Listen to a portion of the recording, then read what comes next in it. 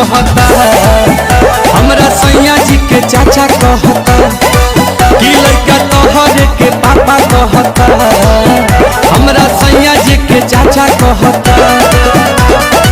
ओही दिन से खोजता ते रोवता चिल्ला के, ओही दिन से खोजता ते रोवता चिल्ला के, सोझा साबा का ई साफा कहता, लड़का तोहरे के पापा कहता, कि हमरा सैया जी के चाचा कहता, कि लड़का तोहरे के पापा कहता।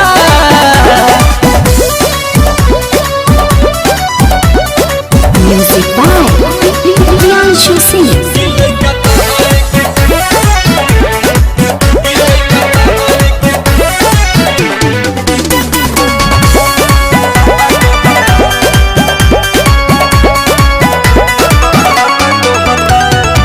केतन मलाई दूध पीली धराई, तनिको नहीं चुपाला हो, सासु ननद गोतिन देवर के छोड़ा, सैया के कोहरा न जाला हो। केतन मलाई दूध पीली धराई, तनिको नहीं चुपाला हो, सासु ननद गोतिन देवर के छोड़ा, सैयों के कोहरा न जाला हो।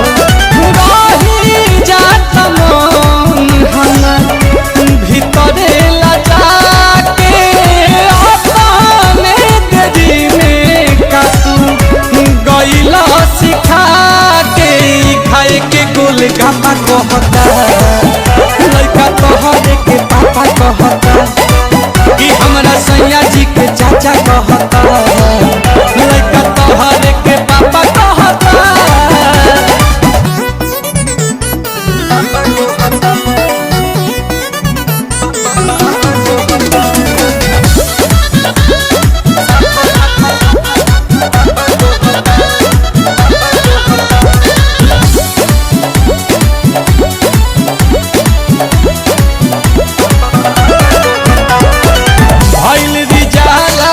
नैहर वाला लागता कि भेद खोलवाई हो, विपत के घड़ी गोविंद खड़ा ही कहरी, लगे पिया से पिटवाई हो।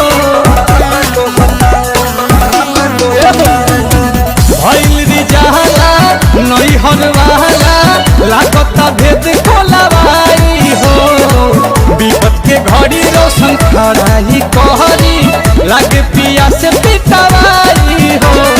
लवले आशुतोष बाई गजबे के धान, सोना पे पताई जाला नीलकमल के गाना, हमरा इज्जत पथा पर रहता, लड़का तोहरे के पापा कहता, कि सोझा सबका ई साफा कहता।